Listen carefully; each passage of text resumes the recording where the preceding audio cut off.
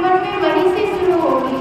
इसीलिए हमारे दयाल पुरुष परमात्मा ने हमारे ये मनुष्य जो ये चोला दिया है और इस चोले में गुरु की जो ये दीक्षा की देन दी है, तो ये हमारी आत्मा के उद्धार के लिए दी है। वो आध्यात्मिकता की क्लास में हमारा एडमिशन हो चुका है। अब हम इस जीवन में हम कितना पढ़ सकें, इस जीवन में ही हमें अपने जीवन की आत्मा की वो डिग्री मिल जाएगी। हमारा भजन अभ्यास इतना पूरा हो जाएगा, हमारी सेवा भाव इतनी हो जाएगी कि हमें फिर से इस संसार में ना आना पड़े और अपने दयाल पुरुष परमात्मा के वो निज धाम सचखंड में हम पहुंच जाए और हमें वो डिग्री मिल जाए। क्योंकि जब तक वो डिग्री नहीं मिलेगी, कहते हैं टीचर बनने के लिए, लेक्चरर बनने के लिए हमें डिग्री की आवश्यकता है। तो बस वही आध्यात्मिकता की आवश्यकता, परमात्मा के वो स्कूल अर्थात वो निज धाम निज घर पहुंचने के लिए हमें वो डिग्री हासिल करनी पड़ेगी।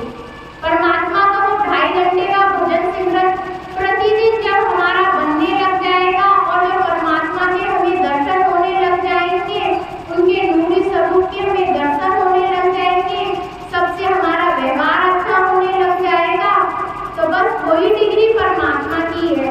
कहते हैं कि जब डिग्री हाथ में आती है, जिन्होंने भी BA BCom जो भी जिसने भी करी है, तो उसमें इसका नाम पता सब कुछ डिग्री की स्कूल की मोहर होती है।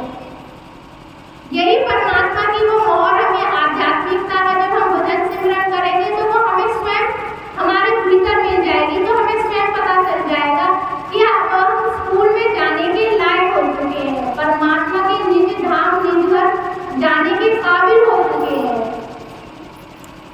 उसके लिए कुछ नहीं, सिर्फ परमात्मा के ने जो नियम बताए हैं, परमात्मा के कोई इतने लंबे चौड़े नियम नहीं है। सिर्फ 2 नियम है कि शाकाहारी जीवन जियो और किसी भी प्रकार के नशे का सेवन मत करो, आध्यात्मिकता की ओर चलो, ना तो खाओ और ना ही खिलाओ। अर्थात ना ही तो हमें सेवन करना है और ना ही तो किसी को सेवन कराना है। समझाओ कितना भी, मगर समझ में हर किसी के नहीं आती है। कहते हैं माँ बाप के 5 4 3 2 1 जितने भी बच्चे हो, माँ बाप सबको एक शिक्षा देते हैं, मगर जो भी बच्चा माँ बाप की शिक्षा को मानता है वही अपने जीवन के लक्ष्य को प्राप्त करता है। कोई भी माता पिता अपने बच्चों को गलत शिक्षा नहीं देता है। 5 बच्चे होंगे, सभी को समान शिक्षा देंगे, सभी को अच्छी बातें बताएंगे कि मेरा बच्चा लायक हो।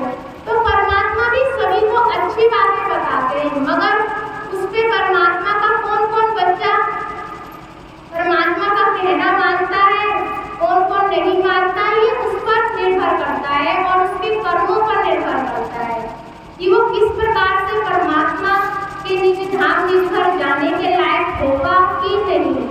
जो होगा, जो परमात्मा का कहना मानेगा वही लायक होगा, जो परमात्मा का कहना मानेगा वही परमात्मा के निज धाम निज घर जाने के लायक होगा। कबीरदास जी कहते हैं हमें, संत कबीरदास जी, कि हम सभी क्या हैं, हम सभी कुएं के मेढक हैं। कुएं के मेढक की कहानी पिछले सत्संगों में भी बताई है, मगर कहते हैं कि दोहराने से शायद हमारे किसी भी कहानी से हमारे जीवन में कुछ परिवर्तन हो तो अच्छा है। कहते हैं कुएं का मेढक है। एक बार सभी कुएं के मेढक इधर से उधर घूम रहे थे, पानी के रास्ते से समुद्र का मेढक एक कुएं में आ गया। अब वो कुएं में आ गया जब समुद्र का मेढक, तो उसका जी घुटने लगा। उसने सभी कुएं के मेढकों को कहा कि तुम सब यहाँ से निकलो और देखो समुद्र में चलो, मैं तुम्हें ले चलूंगा, समुद्र तो बहुत बड़ा है। तो उसमें से एक मेढक उछलकर बोला इतना बड़ा, दूसरा उछलकर बोला इतना बड़ा कि नहीं इससे भी बड़ा। अब कुएं के चारों तरफ कुएं की कितनी चौड़ाई और लंबाई गहराई होती है वो सारी मेढकों ने सब नाप दी, मगर वो मना करता रहा नहीं बहुत बड़ा बहुत बड़ा। तो सब मेढकों ने कहा ये पागल है, ऐसा क्या हो सकता है, इस कुएं से भी कोई और बड़ा हो सकता है।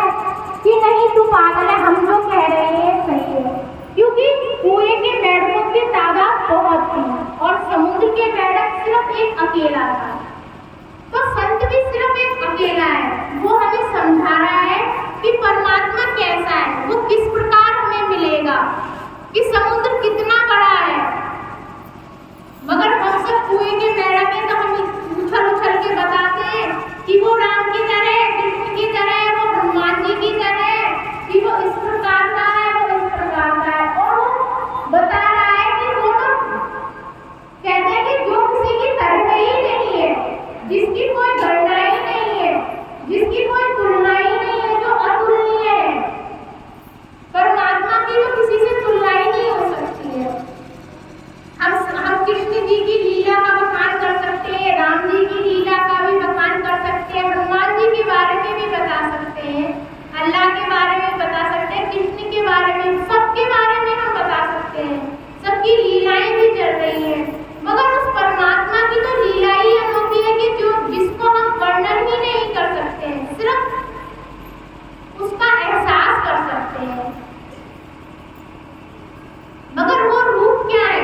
वो रूप हमने सबको बता दिया। ये सब युग पुरुष हैं जिन्हें हम देवी देवताओं के रूप में मानते हैं, अच्छे हैं, धर्मों में हमारे हैं, हम भी हिंदू धर्म के हैं, जो मुस्लिम धर्म के वो अल्लाह को पूज रहे हैं, परमात्मा का माध्यम है। मगर संत कह रहे हैं कि परमात्मा तो बिरला है, अजब और अनोखा है, उसकी तुलना हम किसी से नहीं कर सकते और वो हमारे भीतर ही है। जब हम अपने भीतर में जाएंगे तो वो कोई अलग नहीं है, कोई अल्लाह के रूप में मानता है, कोई राम के रूप में, कोई कृष्ण के रूप में।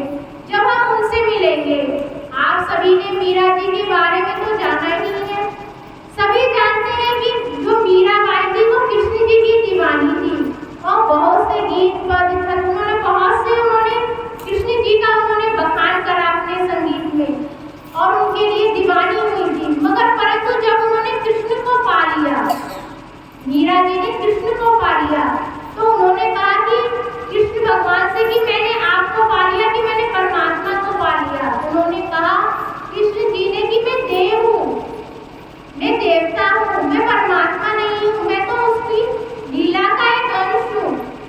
यदि परमात्मा को पाना है, उस तुम्हें कहते हैं ये सगुण भक्ति है। यदि उसका कोई आकार नहीं है, मैं सगुण भक्ति में आता हूँ, तुमने मेरी उपासना की है, मेरी पूजा करी है, मैं तुझे प्राप्त हुआ हूँ, परंतु मैं तुझे वो परमात्मा मैं नहीं हूँ, परमात्मा तो तुझे संतों के द्वारा मिलेगा। तो फिर उसके बाद मीरा जी ने संत रविदास जी से उन्होंने दीक्षा ली और फिर वो सगुण भक्ति से फिर वो निर्गुण भक्ति की और विमुख हो गई। फिर उन्होंने जब रविदास जी से उन्होंने दीक्षा लेकर के जब उन्होंने परमात्मा का भजन अभ्यास करा, तब उन्हें परमात्मा की प्राप्ति हुई। ये देव देवता हैं, ये हमारी पूजनीय है, हमारे जिस भी धर्म में जो भी देव है, किसी की आलोचना नहीं है, सभी पूजनीय है। मगर कहते हैं संतों का रास्ता अलग है, वो निर्गुण भक्ति का है। हम जो कहते हैं कि बहुत से लोग कहते हैं कि हमारे ठाकुर जी हमें जाना है तो इसे इन्हें खिला देना, इन्हें खिला देना, इनकी पूजा करनी है। हम जाते हैं तो बहुत से लोगों को हमने देखा है कि वो अपने साथ ठाकुर जी को भी ले जा रहे हैं, जो भी जिसको मानता है उसको ले जाता है। मगर निर्गुण भक्ति क्या है? वो कहते हैं परमात्मा तो 24